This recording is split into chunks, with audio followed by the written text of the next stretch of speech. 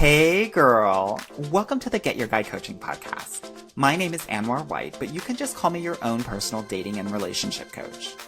Each week, you'll hear actionable advice, tips, and strategies that you can implement in your own love life. I'm talking about healing your heart, dating effectively, and understanding men so that you can, you guessed it, get your guy.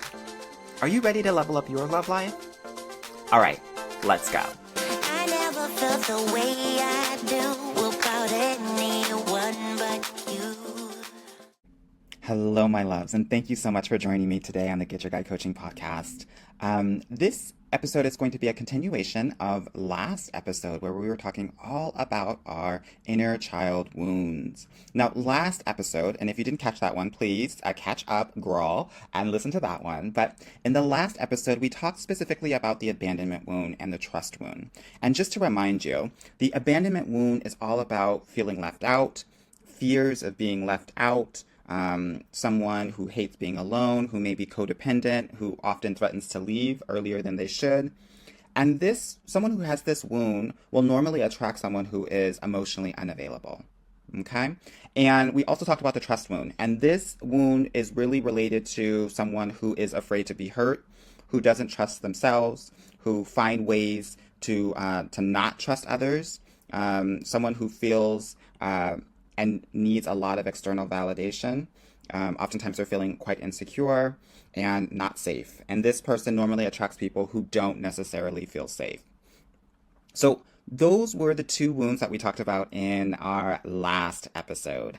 In this episode, we're going to talk about the three other wounds that often plague so many women that are looking to level up in their love lives: the neglect wound, the guilt wound, and the shame wound. Okay, so first let's talk about the neglect wound. What is the neglect wound? Well, it's really about childhood neglect, and that occurs when a child's parent or caretaker fail to respond adequately to their child's emotional, medical, or mental health needs.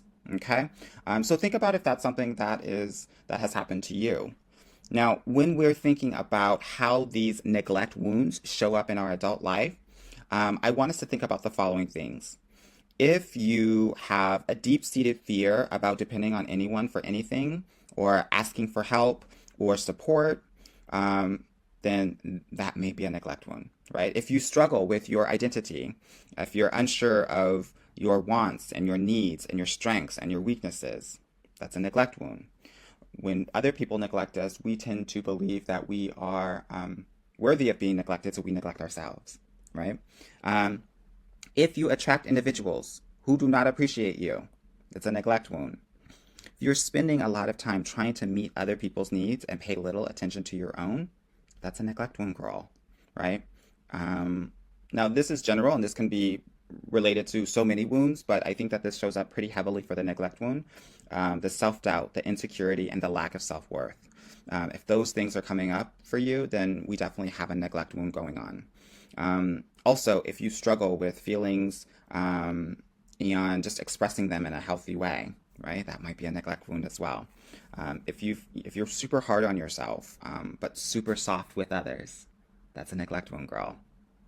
And the last thing that I'll say about the neglect wound showing up in your adult life is if you oftentimes feel numb or empty or cut off from your emotions, and you feel like you're unable to manage them and or express them, then we may be dealing with a neglect wound here. Now, how do we actually heal this wound, right? What do we need to do? Now, one of the things that I think is really important, first and foremost, is to identify who you may need to set boundaries with, and then establish and secure those boundaries. Those might be friends, those might be family, parents, it might be work, it might be technology. Right? Oftentimes we'll scroll to numb ourselves and to buffer ourselves so that we don't have to focus on ourselves and do the things that we have to do. I have a client who's just started with me and she's doing everything but date. She has a neglect wound. She knows that this work is going to be great for her, but she's neglecting herself. And so I think it's just a really good mirror to understand how we neglect ourselves. So if you are in the same boat, if you are doing everything but putting yourself out there because you know of the possibility of you being loved, it is a form and a representation of a neglect wound that is basically transpiring in real life in your adult life. Okay? The other things that I want us to think about when we're thinking about healing this neglect wound is identifying your actual needs. and then allowing others to meet you where you are at. Girl, you deserve to have all of your needs met. So sit down, write out all of your needs, what you need from friends, what you need from family, what you need from work, what you need from relationships, and then start expressing those things to those people. Okay? Here's the thing. Healing is also about understanding that people are going to drop off. And when you express these things, some people will drop off. But I want you to understand and think about this as an opportunity for you to create space for your future partner, right? And that partner is going to satisfy all of those needs. Whereas some of these other people who make the conscious decision that they can't satisfy the needs will drop off. And that's okay. We want that instead of faking the funk. Okay, the other thing that I will say in terms of healing this neglect wound is that you gotta learn to sit with your feelings. Like instead of numb them, overcompensate by leaning in and trying to work hard or, start working out hard or leaning into what friends and family are doing and trying to be their savior. You've got to just sit with your feelings, acknowledge how you feel and why you may be feeling that way. We have to be able to label those feelings. Now, one of the first things that I do with my clients is I give them an emotion wheel, and that is to help them actually start to label these feelings instead of just letting the feelings run their lives, right? We've got to be able to label those feelings: mad, angry, sad, happy, excited, right? First and foremost, okay? The other thing that I will say with the neglect wound is that beyond some of the other wounds, for the neglect wound, it's going to be important for you to actually be surrounded by people or support groups. Because what I know for sure is seeing people pour into you because of the nature of the group will allow you to start to pour into yourselves, right? Also, knowing that you're not alone can really make a huge difference. And that is super, super important. Okay, the other thing that I want you to be thinking about and doing is I want you to try to find a healthy outlet that you can do to help you face your emotions and fears, one that is safe and secure. This can be anything from journaling or prayer, meditation, right? Things where you can express yourself. Dancing. We want to get these emotions and this energy outside of your body. Okay? Awesome. Okay, a couple of last things about healing this neglect wound, because this is actually something that's really prevalent for so many women. So I want to make sure I'm giving you a lot of different ways that you can start addressing this, so that you can start to take those next steps to healing, right?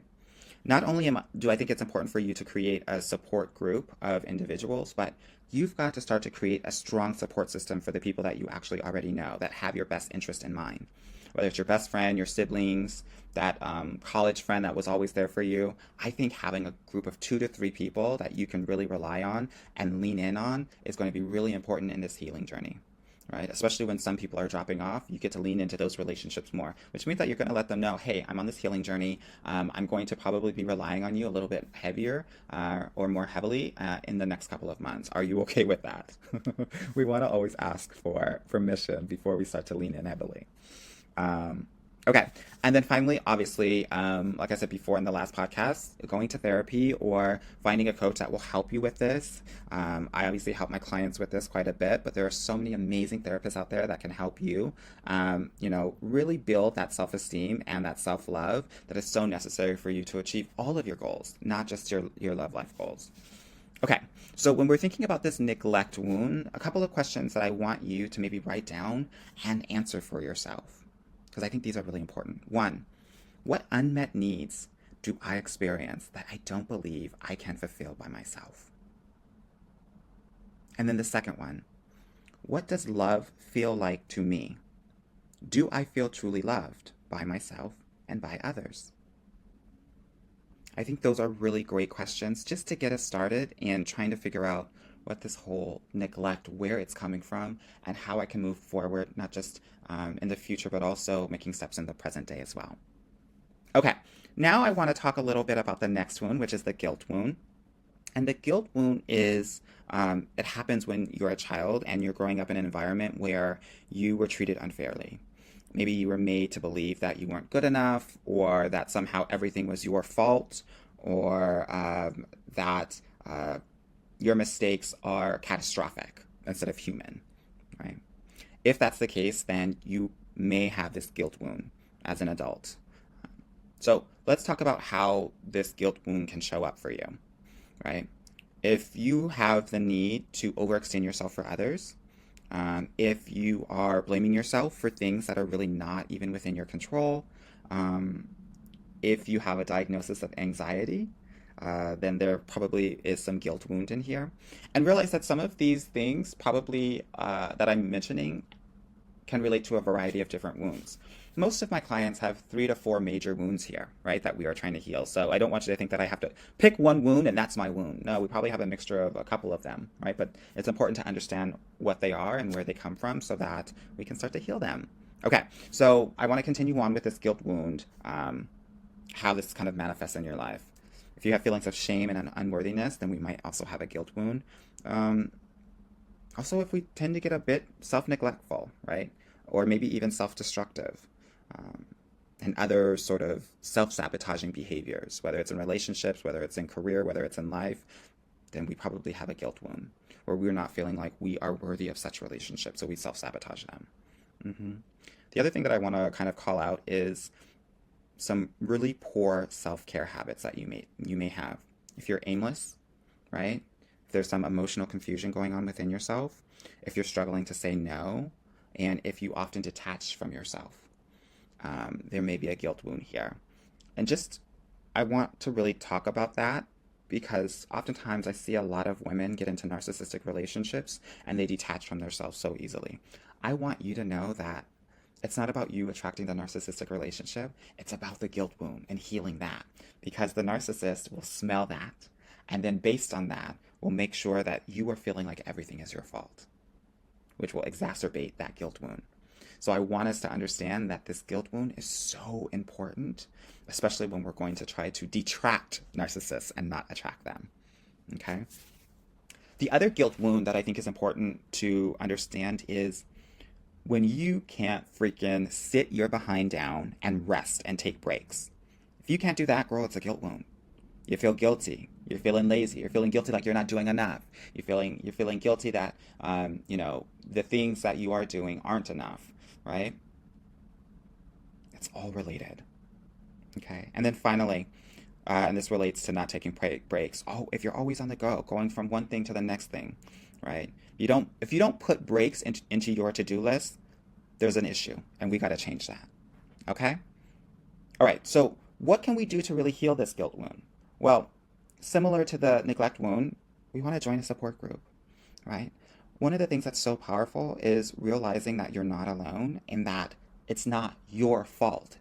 Because when you're in a group and other people are actually experiencing the same thing, you realize that there's something outside of yourself that's happening to a variety of different people, and it's not just you, right? The other thing that I think is important, which I'm hoping to do in this podcast, is just acknowledgement. Acknowledging, that one needs to heal this wound, right? I think that's so important. It's really about acknowledging that something traumatizing has happened and that we have to actually heal it. The other thing that I think is important is to release those feelings of guilt and shame and embarrassment because it wasn't your fault. This is a reaction to what has happened to you. It is not you, right? You did the best that you could with what you knew and what you had. Now, what we get to do is create more tools for yourself to handle such things, right? Again, we've got to be comfortable asking for help. It doesn't make you weak. It makes you strong. The top people in all of their industries, whether it's sports, business, law, they have a coach. They have someone that's able to call out their blind spots, that's able to help them level up, help them heal, help them do the things that are necessary that they won't be able to do on their own so that they can be the best that they can be. And I really want to encourage you to do the same, whether it's you reaching out to work with me or other people, other coaches, life coaches, dating relationship coaches, career coaches, right? Trauma and healing coaches. And if you want any recommendations, reach out to me. I know a shit ton of people that do a little bit and a lot of everything. So I'm here to help you, and I'm committed to your healing, whatever that looks like. So please don't hesitate to reach out to me and be like, and you can do that in IG or Facebook or email. Hey, Anwar, I'm looking for a general life coach. Who do you recommend? Girl, I got you. All right? Yeah. Good. So some things that I want you to think about, right, as we start to um, heal from this guilt wound. An affirmation for you.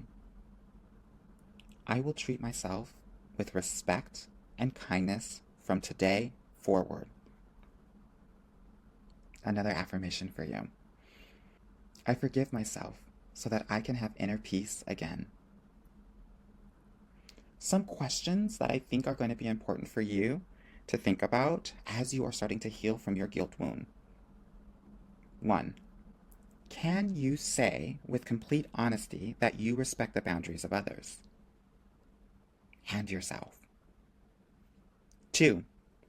What are some healthy strategies you might develop to overcome feelings of emptiness? Because this all starts from you, girl. And what's good for you might not be good for the other person. Sometimes we try to take on what other people are doing. It doesn't work because it has to come from you. And then the third question that I want you to think about and write down. Which relationships in my life no longer serve me? And here's the thing, girl. You've got to be ruthless. No one else will see this. But you've got to get clear on who's in and who's out. Very Project One runway of you. Okay, so we've talked about the neglect wound. We've talked about the guilt wound. The last one that I want to talk about is the shame wound. Dun, dun, dun, dun. Now, the shame wound is a wound of not belonging. It leaves you feeling like an outsider, a stranger in a strange land. And shame might come as a result of feeling different or not understood, whether that's in your family, friend circle, society, all of those different potential environments. Shame is also connected with childhood abuse and neglect. Now, how does this show up in your adult life? When other people's opinions of you have a strong or stronger impact on you than your own thoughts, we probably have a shame wound going on, girl.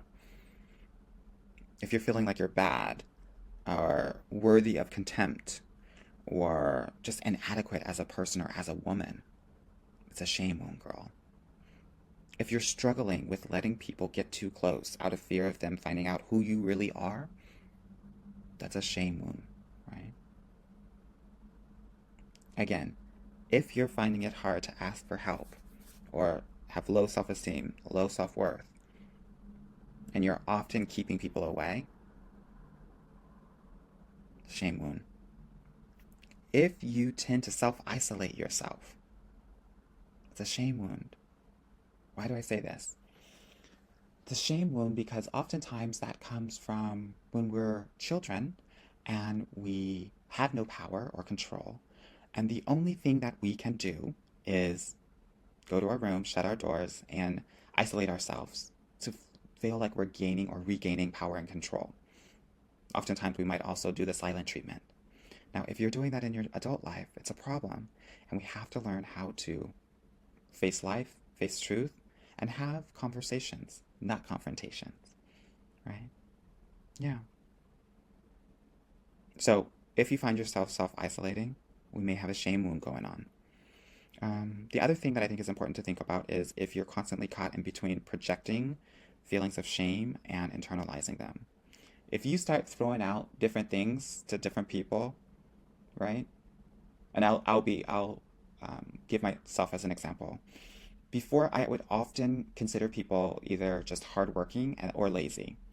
And it was because I had a shame wound myself and a guilt wound of always feeling like I had to do something to prove my worth. And so for people that I didn't feel were working hard enough, I would project my feelings of inadequacy onto them. So if you find yourself doing that, if you're projecting quite a bit, there's a shame wound going on that I want us to heal from. Okay? So what can we do to start to heal that shame wound? Well, I think it's important to really identify what healing relationships you have and to really lean into them, right? Obviously, healing needs to occur in yourself, but I also think that healing within community is also equally powerful, and so it's going to be important for you to lean into those relationships heavily. The other thing that I want you to do is to heal the shame wound is to honor your needs. I think shame is deeply connected to feelings of unworthiness, And so when you tell yourself that your needs are silly or stupid or not worth even talking about, you are continuing this shame spiral.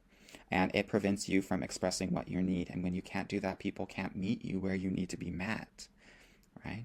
So you got to be able to tell yourself that your desires and your needs are important, so that you can start to feel empowered to express them. The other thing that I want you to do is I want you to honor your emotions. I want you to hold space for each emotion that you're feeling instead of trying to ignore them, neglect them, judge them. Every feeling that you have is valid. There's no such thing as too emotional or too sensitive. Okay? If you're feeling that way, I want to knock that out of your head right now.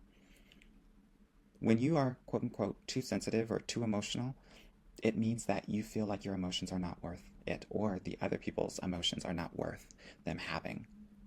It's not right, and it's not okay. So I want to make sure that we are making space for all of them.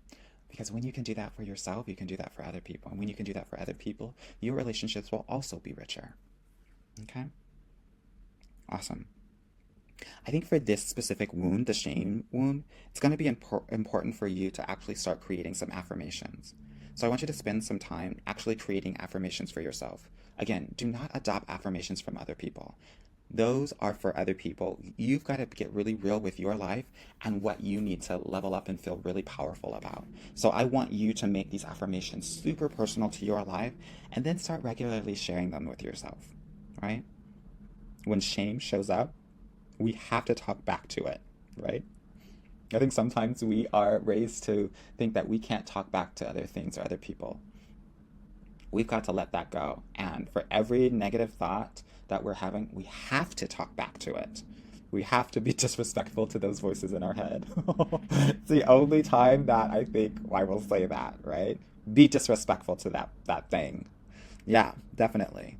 Don't believe it. All right. And then the last thing that I will talk about is really opening up to a loved one. It's okay to ask for help when you need it, but I want you to be super clear with them so that they can support you in a way that feels good to you. Okay, so now I want to talk a little bit about some affirmations that I want to offer to you as inspiration, right? I'm giving you these affirmations because I want them to inspire you to think about what sort of things that you may want to tell yourself as you are leveling up and healing in this part of your life, okay? So some affirmations for you to think about as we start to heal this shame wound is, I'm letting go of my shame. Or, I'm able to give and receive love. Or, I'm worthy of love and acceptance, exactly as I am. All right, my loves? Good. I hope that this kind of summary of all of these wounds was super helpful for you. We had our abandonment wound, we had our trust wound, we had our neglect wound, we had our guilt wound, and we had our shame wound. Please let me know exactly which wound really resonated with you and what things you are going to do to start to heal them. You can always DM me at getyourguy_coaching or send me an email at anwar@getyourguycoaching.com. I hope that this was helpful. I'm sharing these things because I don't think in our community we are taught about these certain things to help you heal. And like I said before, I'm committed to your healing and making sure that you have the awareness to even start this journey. All right, my loves, be well, and I will talk with you soon. Bye now. Hey girl, thank you so much for listening to the Get Your Guy Coaching podcast. If you like this episode and want to talk with me personally, please book a free consultation at www.getyourguycoaching.com/apply or subscribe and leave me a review wherever you listen to your podcasts. Talk soon.